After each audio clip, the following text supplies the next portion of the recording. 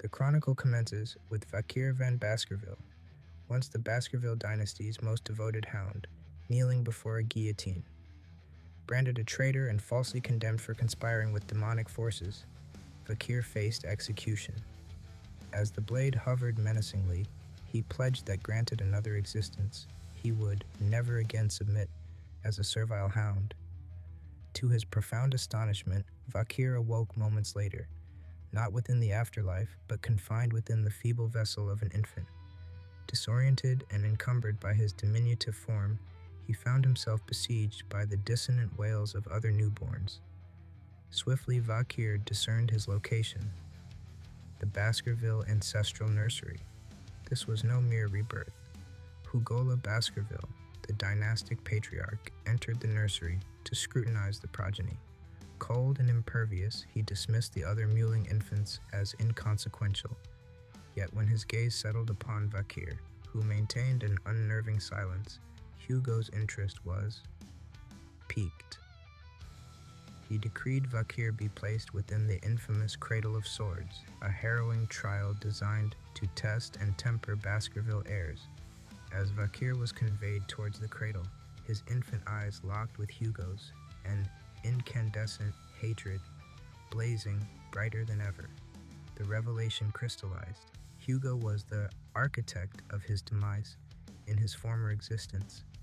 With the floodgates of his past life's memories surging back, Vakir apprehended the full gravity of his predicament.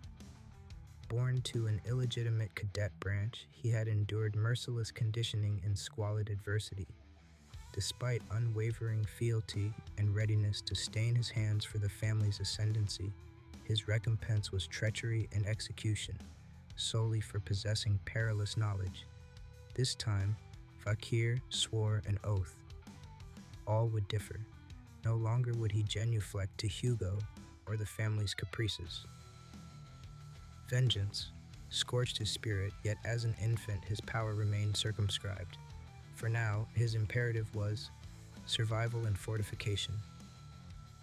The Cradle of Swords presented a singular opportunity. This brutal crucible served as a rite of passage. Baskerville infants were cast into a labyrinth of honed steel, their objective being the Styx River, a fabled current reputed to transmute flesh into iron. However, the river's transformative essence was finite. Only the primordial claimant could reap its full benediction.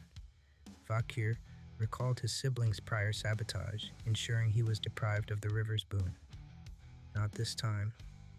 Propelled by the fury of recollection, he entered the maze.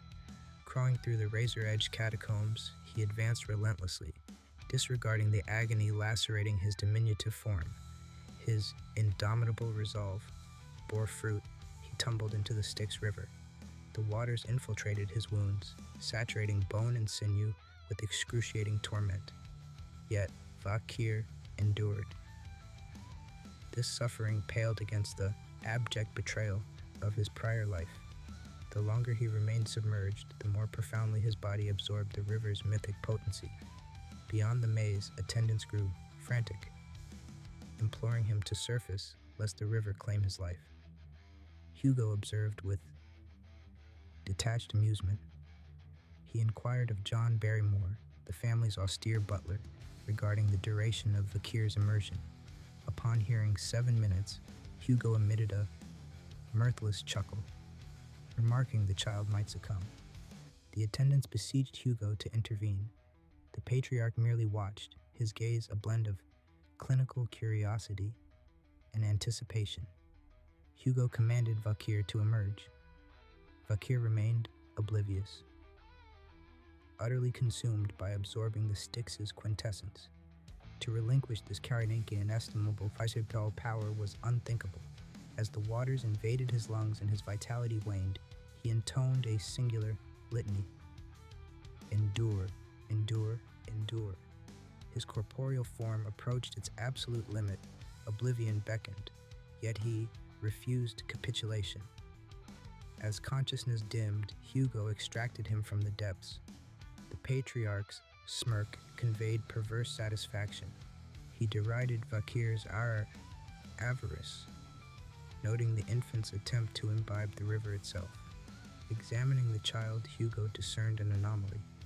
Vakir possessed fully erupted teeth, a prodigious aberration in a neonate. Intrigued, Hugo demanded the child's designation from the head butler. Upon hearing Vakir van Baskerville, he mused sardonically, "A most voracious sign has entered this world." Though enfeebled and dazed, Vakir's intellect remained incisive. He resolved to exploit this interlude for clandestine augmentation. Someday, by his own hand, he would rend his false master asunder. His hatred now blazed not solely for Hugo, but for the entire Baskerville blight. He vowed to expunge them from history, just as they had sought to erase him. Thank you for watching. See you in next video.